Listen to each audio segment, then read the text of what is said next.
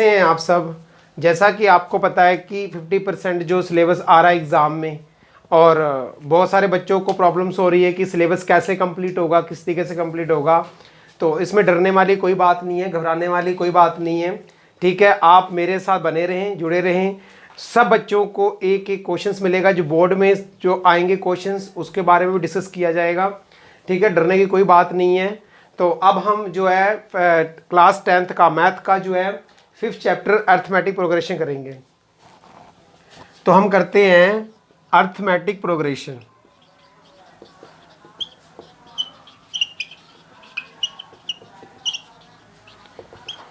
सबसे पहले ये जानते हैं कि अर्थमेटिक प्रोग्रेशन होता क्या है। ठीक है, अर्थमेटिक का मतलब होता है मैथमेटिकल नंबर्स, और प्रोग्रेशन का मीन्स होता है मूविंग नंबर्स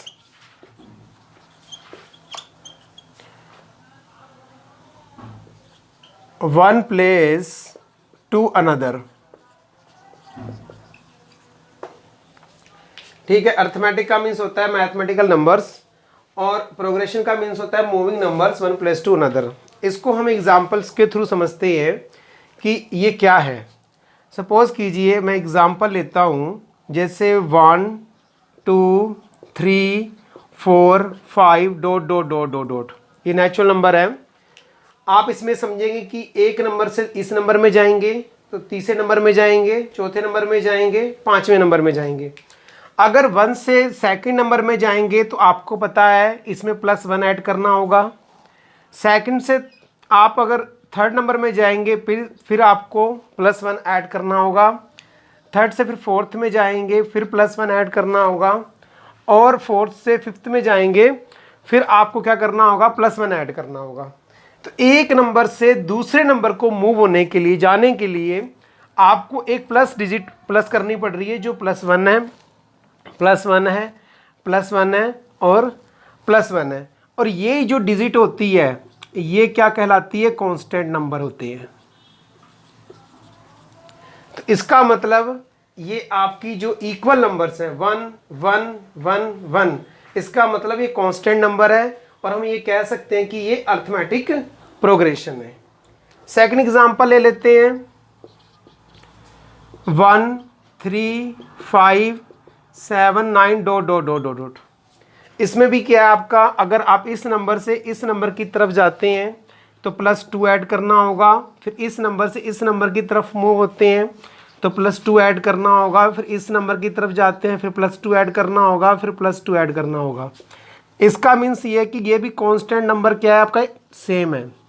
ये भी कांस्टेंट नंबर है आपका 2, तो इसका मतलब ये भी क्या है, ये भी आपकी AP है। तो इस सीक्वेंस में मतलब जिसके बीच का डिफरेंस अगर आपका सेम आता है, दो नंबर के बीच का डिफरेंस प्रीसीडिंग नंबर होना चाहिए, इन और ये प्रीसीडिंग नंबर, इसके बीच का डिफरेंस, इसके और इसके बीच का डिफरेंस, इस नंबर और इस नंबर के बीच का जो प्रीसीडिंग नंबर होता है, अगर उसका डिफरेंस सेम आता है तो इसका मतलब है कि ये आपकी AP है। अब सेकंड, अब जो इसके बीच में जो डिफरेंस है इसे कहते क्या है, इसको बोलते हैं D = 2। इसमें आया D = 1, और इसमें आया आपका D = 1 आया जो कांस्टेंट नंबर है, और इसमें D = 2 आ गया। इसका मतलब ये कॉमन डिफरेंस है। इसके बीच में जो डिजिट के बीच में जो डिफरेंस अगर इक्वल आता है तो उसको जो बोलते हैं कॉमन डिफरेंस बोलते हैं। ठीक है, तो D को कहते हैं कॉमन डिफरेंस। अब हम इसे क्या बोलते हैं, इसको बोलते हैं A2 मतलब A1 इसको A फर्स्ट टर्म बोलते हैं, इसको सेकंड टर्म बोलते हैं, इसको थर्ड टर्म बोलते हैं, इसको फोर्थ और इसको फिफ्थ टर्म बोलते हैं। तो हम AP की जो टर्म होती है, फर्स्ट वाले को A, सेकंड वाले को A2, A1 भी कहते हैं बट ज़्यादातर A ही बोलते हैं इसको, फर्स्ट टर्म को A2 A3 A4 और A5। अब मेरा कहने का मीन्स ये है कि अगर हम कॉमन डिफरेंस फाइंड करते हैं, इनके बीच में कॉमन डिफरेंस फाइंड करते हैं तो D = होता है A2 - A1। अगर आपका A2 - A1 कॉमन डिफरेंस क्या होगा, A3 - A2, A4 - A3 और A5 - A4। अगर इसके बीच में सारी जो डिजिट्स है कांस्टेंट आती है तो इसका मतलब ये हुआ कि ये आपकी एपी है, 100% श्योर है कि ये आपकी एपी है। अब एक और एग्जांपल लेते हैं जिसमें कि कोई एपी नहीं है।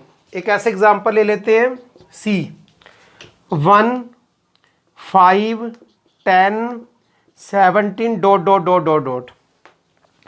अब 1 प्लेस से आप इस प्लेस में जा रहे हो, ठीक है, सेकंड में, तो कितना प्लस आपको 4 करना पड़ रहा है। 5 से आप अगर 10 में जा रहे हो तो प्लस 5 करना पड़ रहा है। फिर इस डिजिट में जा रहे हो तो आपको प्लस 7 करना पड़ रहा है। आप देखेंगे कि इनके बीच में जो डिफरेंस है, इसके बीच में डिफरेंस और इन दो डिजिट के बीच में डिफरेंस इज डिफरेंट आ रहा है। मतलब ये कहने का मीन्स ये कि इनका जो कॉमन डिफरेंस है वो डिफरेंट है। तो हम ये कह सकते हैं कि it is not an AP, ये एपी नहीं है, क्योंकि इसका बीच का जो दो डिजिट के बीच का डिफरेंस है वो इक्वल नहीं है, इसलिए ये क्या है, एपी नहीं है। ठीक है, तो इट इज़ नॉट एपी, ये एपी नहीं है। ठीक है, तो मेरा कहने का मीन्स ये है कि इसके बीच का जो डिफरेंस है वो इक्वल आना चाहिए। अब इसके बाद हम आगे करते हैं, इसका स्क्रीनशॉट ले लीजिए। जैसा कि मैं आपको बता रहा था कि कॉमन डिफरेंस जो ये वाली डिजिट होती है फर्स्ट टर्म होती है, इसके बीच में जो डिफरेंस होता है वो कॉमन डिफरेंस होता है। और मुझे आपको ये भी बताना है कि जैसे ये फर्स्ट है, सेकंड है, थर्ड है, फोर्थ है, 5, इसे क्या कहते हैं। ये फर्स्ट टर्म है, ये सेकंड टर्म है, ये थर्ड टर्म है, ये फोर्थ है, ये फिफ्थ है। तो मेरा कहने का मीन्स ये है कि हम इसको nth टर्म कहते हैं। जितने भी नंबर्स हैं ये nth टर्म कहलाते हैं। जैसे ये फर्स्ट, सेकंड, थर्ड, फोर्थ है ना, फिफ्थ, ये सारे टर्म्स कहलाते हैं, इसको टर्म बोलते हैं। तो टर्म्स भी होती है, टर्म्स को nth टर्म कहते हैं, nth टर्म। सपोज करो कि जो लास्ट वाली टर्म होती है वो nth टर्म होती है, ये लास्ट वाली टर्म जो होती है वो nth टर्म होती है। तो ये first, second, third, fourth, fifth, dot dot dot nth term तक इसको हम टर्म कहते हैं। मतलब ये फर्स्ट टर्म है, ये सेकंड टर्म है, ये थर्ड टर्म है, ये फोर्थ टर्म है, ये फिफ्थ टर्म है। तो हम इसको n से डिनोट करते हैं, इस टर्म को हम n से डिनोट करते हैं। अब इसमें कुछ ऐसे फॉर्मूले भी हैं जो कि अब आपको हम एक और भी, मेरे पास एक एपी को करने के लिए हमारे पास फॉर्मूला है। जैसे सपोज कीजिए कि AP equals to first term क्या हो गई, ए। अगर आपने सेकंड टर्म फाइंड करनी है तो इसमें क्या प्लस हो रहा है, डी। तो सेकंड प्लस फाइंड करने के लिए क्या हो रहा है, ए प्लस डी। अब आपको थर्ड टर्म में भी आपको थर्ड टर्म भी फाइंड करनी है, तो ए प्लस 2d, इसमें एक और डी जोड़ दीजिए। अगर आपको फोर्थ टर्म फाइंड करनी है तो एक और डी जोड़ दीजिए, dot dot dot dot dot infinite. तो हम एपी को इससे भी डिनोट करते हैं, ए प्लस डी, ए प्लस 2d, ए प्लस 3d। आप देख लीजिए यहाँ पर ए है, ए में प्लस डी हो रहा है तो 2 आ रहा है। फिर इसमें अगर एक और डी हो रहा है तो 2d हो गया, एक और प्लस डी हो रहा है, एक और प्लस डी हो रहा है तो 3d हो गया। तो इस तरीके से इसको इससे भी एपी को डोनेट करते हैं। तो उसके बाद आप और भी आगे पढ़ेंगे, हम उसके बारे में अब क्वेश्चन करवाते हैं 5.1 के, आगे चल के क्वेश्चन कराते हैं। और उसके बाद में आपको पहले उसमें फॉर्मूला लिखवा दूंगा कि उसमें कौन कौन से फॉर्मूले आएंगे, तो उसके अकॉर्डिंग हम क्वेश्चन कराएंगे। अब इसका स्क्रीनशॉट ले लीजिए, आगे चलते हैं फिर इसको। जैसा ही आपके 5.1 का क्वेश्चन हैं बोर्ड पर है कि in which of the following situation does the list of number involve make an arithmetic progression and why. आपने ये बताना है कि यहाँ पर अरिथमेटिक प्रोग्रेशन है, अगर है तो क्यों है, ठीक है, उसको प्रूफ करके आपने बताना है। तो फर्स्ट क्वेश्चन है the taxi fare after each kilometre when the fair is ₹15। जो फर्स्ट किलोमीटर का जो टैक्सी फेयर है उसका वो 15 रुपीज़ है for the first kilometre and 8 kilometre each additional kilometre. उसके बाद जो है वो हर एडिशनल में 8 रुपीज़ लेता है। सपोज करते हैं, ये मैं आपको समझा रहा हूँ, सपोज कीजिए कि यहाँ से टैक्सी फेयर जो है आपका 1 किलोमीटर का कितना है, 15 रुपीज़ है। फिर सेकंड किलोमीटर कितना है आपका, 8 रुपीज़ ले रहा है, 8 रुपीज़। फिर 3 किलोमीटर का फिर 8 रुपीज़, 4 किलोमीटर का फिर 8 रुपीज़। तो मेरा कहने का मीन्स ये है कि वो टैक्सी वाला जो किराया है, फेयर है, वो फर्स्ट किलोमीटर का तो 15 रुपीज़ ले रहा है उसके बाद सब सीक्वेंट 8 रुपीज़ सेकेंड किलोमीटर का, थर्ड का 8 रुपीज़, फिर 4 किलोमीटर का भी 8 रुपीज़। तो मैं क्या करूँगा, मैं ये फाइंड करूँगा टैक्सी फेयर, यहाँ पर आंसर करते हैं taxi fare for 1 kilometre equals to 15 rupees. अब taxi fare of second kilometre, देखो यहाँ पर taxi fare for second kilometre equals to क्या आएगा, 15 प्लस 8, 8 प्लस करना पड़ेगा क्योंकि यहाँ 15 है फिर 8 है, तो 15 प्लस 8 इक्वल्स टू क्या आएगा, 23 रुपीज़। उसके बाद taxi fare for 3 kilometre, 3 kilometre के लिए क्या आएगा, फर्स्ट किलोमीटर के लिए 15 रुपीज़, सेकेंड किलोमीटर के लिए 8 रुपीज़, फिर थर्ड किलोमीटर के लिए 8 रुपीज़। और इसको आप प्लस करते हो, 8 8 जा 16 और 16 और प्लस 15 कितना आएगा, 31 रुपीज़। ठीक है, ऐसे ही next taxi fare for 4 kilometre, तो रुपीज़ आपका वही आएगा 15 plus rupees 8 plus rupees 8 plus rupees 8 equals to 39। तो मैं ऐसे भी प्लस करवा सकता था कि 23 प्लस 8 भी कर सकता था, 31 प्लस 8 भी मैं प्लस कर सकता था फाइंड करने के लिए, लेकिन मैंने आपको डिटेल से बताया कि फर्स्ट किलोमीटर का 15 रुपीज़ है, सेकंड किलोमीटर का 15 प्लस 8 है क्योंकि सेकंड किलोमीटर में दोनों ऐड हो जाएंगे, थर्ड किलोमीटर में तीनों ऐड हो जाएंगे 15 8 8, और फोर्थ किलोमीटर में भी चारों ऐड हो जाएंगे। तो आगे भी वो सबसीक्वेंट आगे भी वो किराया लेगा इस हिसाब से, तो हम फोर्थ तक ही फाइंड कर लेते हैं। तो हमारी एपी क्या आई, जो है आपका आ गया 15, 23, 31 और 39 dot dot dot dot dot. इसके बीच का अगर आप कॉमन डिफरेंस फाइंड करें, अगर हम इसके बीच का कॉमन डिफरेंस फाइंड करें दोनों के बीच का, तो यहाँ पर भी प्लस 8 आ रहा है, इसका भी अगर बीच में 8 आ रहा है, यहाँ पर भी 8 आ रहा है, तो इसका मतलब ये क्या है, ये क्या है, एपी है। तो हम क्या कह सकते हैं कि it is N arithmetic progression. तो हैंस, ठीक है, इट इज़ एन एपी, तो ये क्या आपकी एपी है। तो सेकंड क्वेश्चन पे आते हैं, the amount of air present in the cylinder when a vacuum pump remove 1/4 of the air remaining in the cylinder.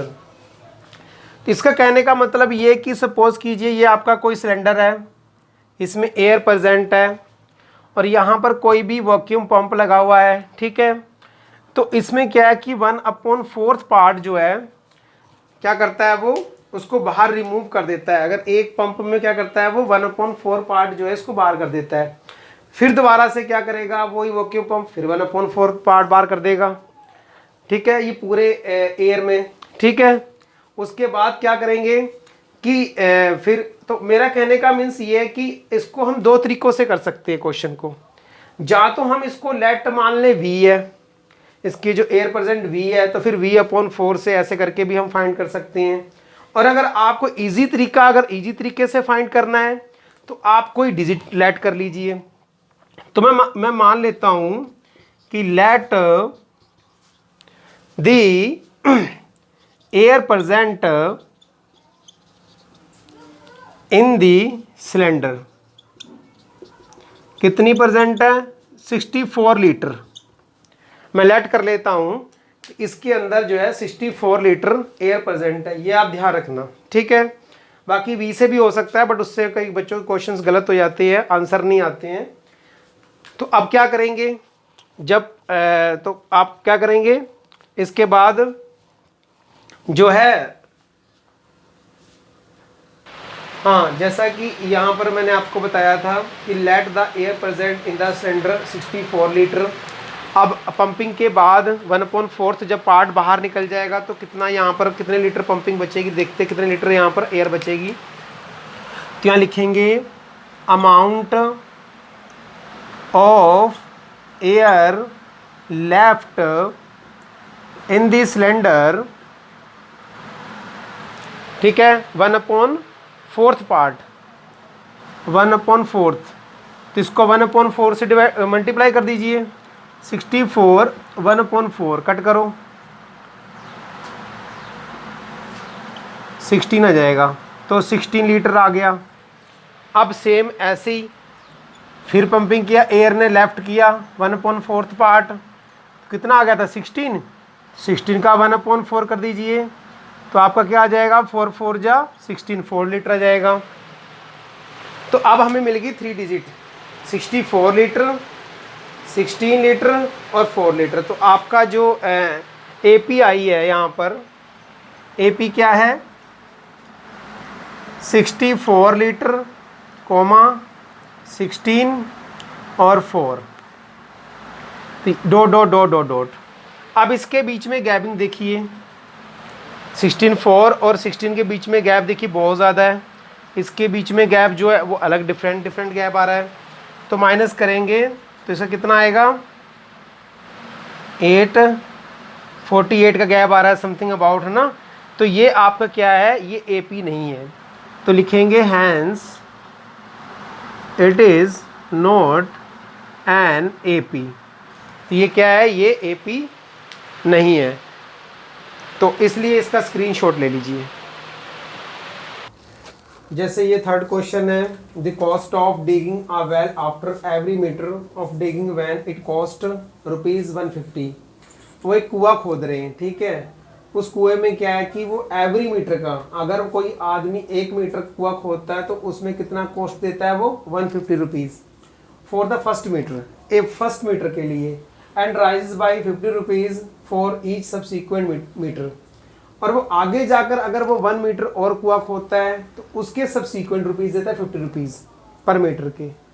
पहले मीटर के तो वो देगा 150 रुपीज़, उसके बाद वो फिर नीचे सब्सिक्वेंट, जैसे 1 मीटर और खोदा 1 मीटर, उसके 50 रुपीज़ देगा। सपोज कीजिए ये वेल है, ठीक है, उसने इतना खोदा पहले 1 मीटर, तो उसके 150 रुपीज़ पे करेगा, फिर उसने 1 मीटर और खो दिया उसके 50 रुपीज़, फिर उसने किया फिर 50 रुपीज़, इस तरीके से वो अमाउंट पे करता है।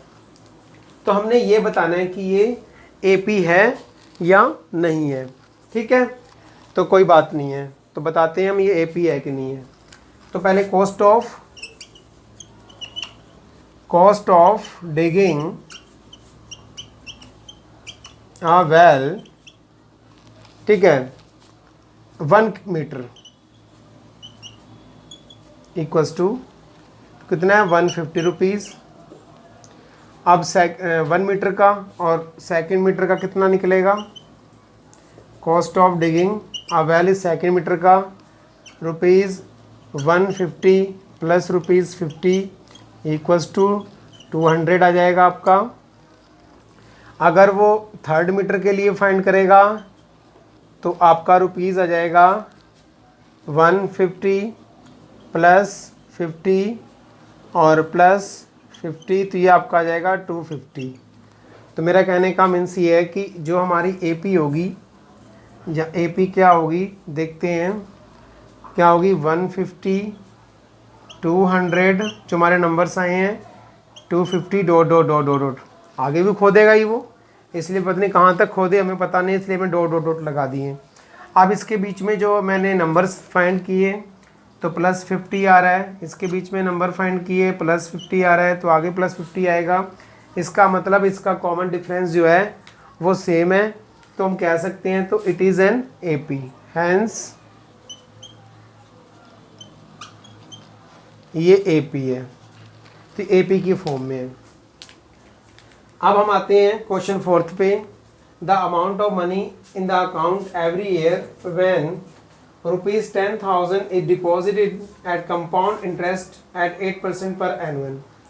तो मेरा कहने का मतलब ये आपने 8th क्लास में पढ़ा होगा कंपाउंड इंटरेस्ट का, तो आप इसका फॉर्मूला भी अच्छे से जानते होंगे कि कंपाउंड इंटरेस्ट का फॉर्मूला क्या होता है। ये कंपाउंड इंटरेस्ट है, इसका फॉर्मूला होता है A equals to P principal 1 plus rate upon 100 और ऊपर टाइम ईयर्स, तो इसको मैं n से शो कर देता हूँ। तो ये क्या हो गया, टाइम आ गया। तो आपने 8th क्लास में ये फॉर्मूला पढ़ा होगा। तो हम पहले क्या कर निकालेंगे कि फर्स्ट ईयर का आप अमाउंट आपका निकालेंगे कंपाउंड इंटरेस्ट, फिर सेकंड ईयर का निकालेंगे, फिर क्या करेंगे थर्ड ईयर का निकालेंगे। तो फिर उसके बीच में हम डिफरेंस देखेंगे, कॉमन डिफरेंस इक्वल है या नहीं है। चलो फर्स्ट ईयर का निकालते हैं। कंपाउंड इंटरेस्ट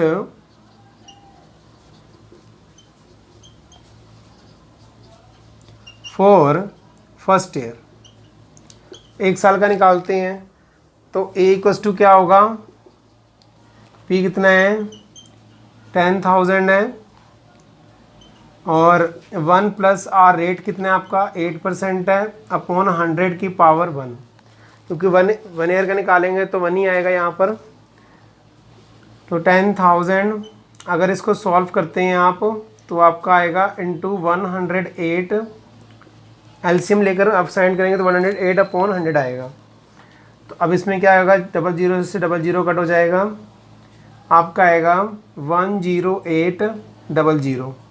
तो फर्स्ट ईयर का जो आपका अमाउंट आया है कंपाउंड इंटरेस्ट, वो अमाउंट कितना आया 10,800, जो अमाउंट आया है, नो कंपाउंड इंटरेस्ट नहीं, अमाउंट जो आपका आया है वो 10,800 आया है।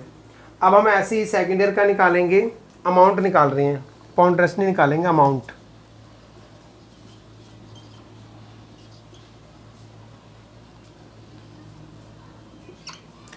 तो amount for second year, second year का निकाल लेते हैं सेम, 10,000 1 प्लस आर अपॉन 100 की पावर 2। अब आप क्या करेंगे, अगर सेकेंड ईयर के लिए निकालेंगे तो आपका टाइम क्या हो जाएगा, 2 साल का हो जाएगा, तो यहाँ पर 2 आएगा और यहाँ पर 8 हो जाएगा। रेट क्या है हमारा 8 है।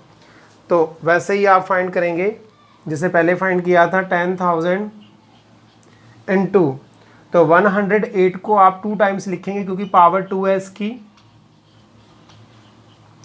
अब इसको सॉल्व कीजिए,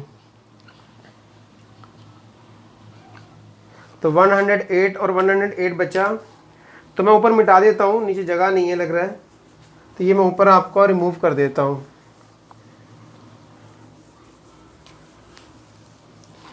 तो नीचे आपका आया 800 इंटू 800, 800 इंटू 800। अब इसकी मल्टीप्लाई करो, कितना आ रहा है,